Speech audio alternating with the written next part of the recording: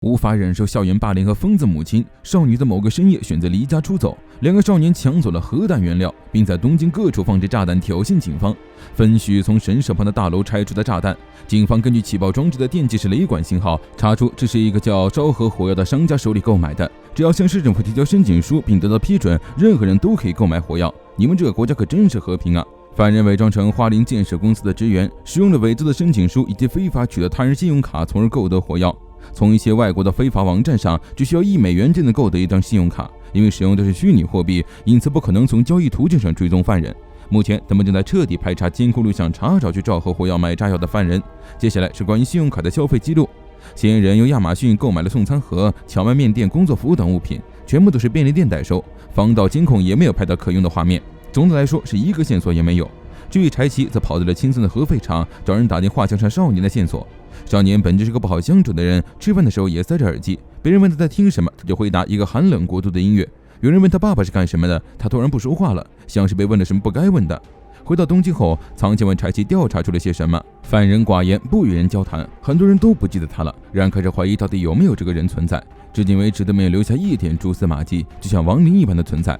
柴崎去那里只是想亲自感受一下犯人体会过的一切。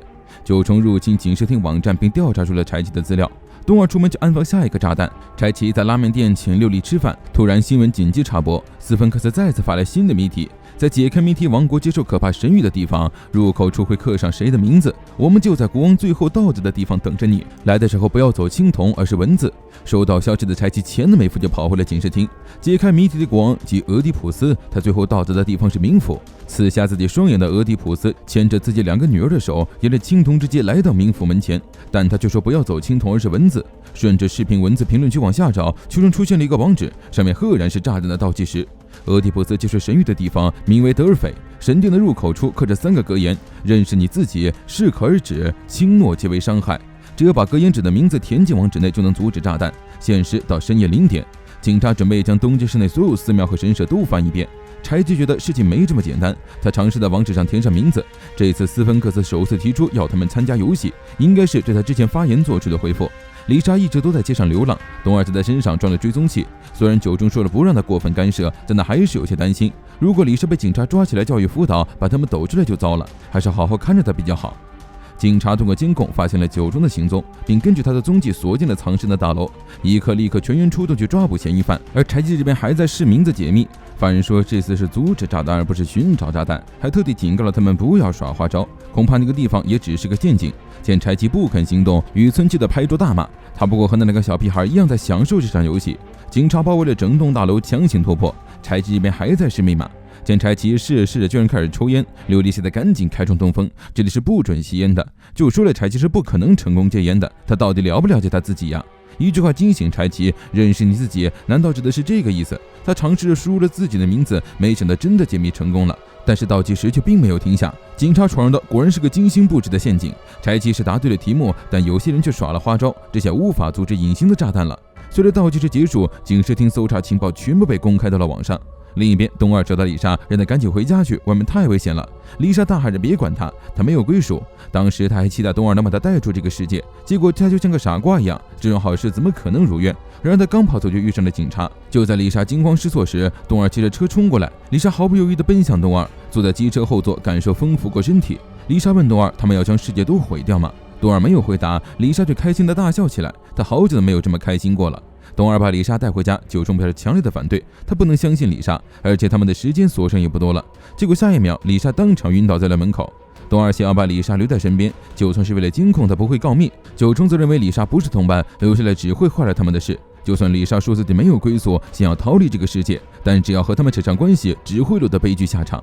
这时屋内突然响起了电话铃声，东二跑进去一看，是醒来的丽莎不小心触发了桌上的全部手机，也不知道是该夸丽莎运气不错，她触发的电话是塑胶炸弹的起爆装置，要是接上了导火索，这里得当场被引爆。丽莎还在发烧，一被吓又晕过去了，醒来之后去浴室洗澡，九中怀疑她不会就要这个慢慢膜留下来吧？就算留下来，她也什么忙都帮不上，只是个包袱。警视厅内部调查资料泄露，导致调查结果全被公之于众。仓桥这边正在召开会议，突然接到一个消息后匆匆离开。九成和东二伪装成装修人员，将伪装成灭火器的炸弹安置在地铁上。回家之后却发现浓烟滚滚，难道家里失火了？两个人闯进家门，却发现是李莎在做饭，就是这个成品简直一言难尽，就让李莎自己都吃不下去。他烧还没退，做饭只是想证明一下自己有价值，却没想到弄巧成拙了。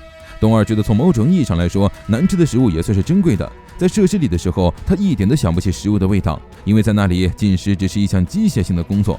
很快又到了斯芬克斯的猜谜时间，种下葡萄的天数受到 FEZ5889 的惩罚，那么惩罚正在哪里实施呢？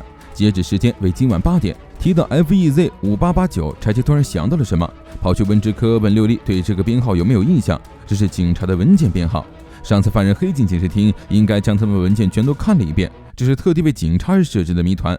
FEZ5889 的文档记载的是公立高中体罚事件，教师惩罚社团活动陈列迟到的4名学生，在气温超过35度的天气下围着操场跑步，从而导致学生中暑引发的诉讼事件。8路启示录中有这样的记载，在伊甸园内，赤石的天使撒麦尔因为种下葡萄树而受到了神的谴责。对着这份文件，假设犯人说的惩罚是指跑，意思就是跑动的赤蛇，也就是电车，而红色的电车只有手做的新宿线。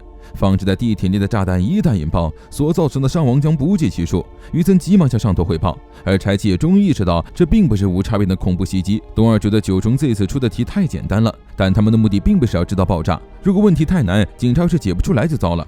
九中觉得柴七应该差不多察觉到了每个爆炸场地的关联性。发生第1起爆炸事件的东京市政厅最高长官清源都知事，发生第2起爆炸的事件是六本木警署署长、白薛神社旁大楼的业主前内阁长官以及经营首都新宿线的负责人，他们都参加了名为新晋和平署的团体组织研讨会，听说是为了促进官民交流的基金会。从老牌财阀企业的干部到有权有势的政治家，不少大人物都与这个地方有联系，或许就是这个团体成为了恐怖分子的目标。柴七早就解开了谜题，但网上一直没有出现炸弹被拆除的新闻。再这样下去，再过1个多小时，他们就真的成杀人犯了。九冲原本打算如果出了什么情况就用手机远程解除，东二却突然发现手机没有信号了。不只是他们，全市的网络信号都出现了故障，很明显有人故意切断了通讯。柴七质问仓桥为什么还不拆除炸弹，却被告知与炸弹关联的事件被交给了特殊机袭部队处理，他们被留下待命。九冲黑入铁路部门网站寻找车辆具体经过时间，锁定车辆位置后再联系东二行动。警察没有行动，他们只能赶在8点之前拆除炸弹。灭火器里装了5公斤的炸药，炸飞一辆车绰绰有余。谜题已经解开，警察却没有行动，全市的通讯又发生故障。很明显是警察以外的第三者为了妨碍他们特地布的局，而那个人并不打算阻止炸弹，反而想让它引爆。九冲成功黑进铁路网络，没想到中了对方的计，入侵到了假的后门系统，导致车辆反馈信息增加。九冲准备重试一次，却遭到外部入侵，导致系统彻底被侵蚀。九冲突然头痛欲裂，脑海中浮现出另一个孩子的身影。他拿出一台电脑继续入侵，而车辆的反扣位置居然就在他的附近。九冲立刻冲出家门前往地铁站。车辆到站后，他扔出烟雾弹，大喊电车里有炸弹，疏散群众。就在他冲入电车拽走一名熟识乘客的瞬间，炸弹当场爆炸，受伤的人不计其数，地铁内乱作一团。而就在这时，九冲收到一条短信：我找到你了。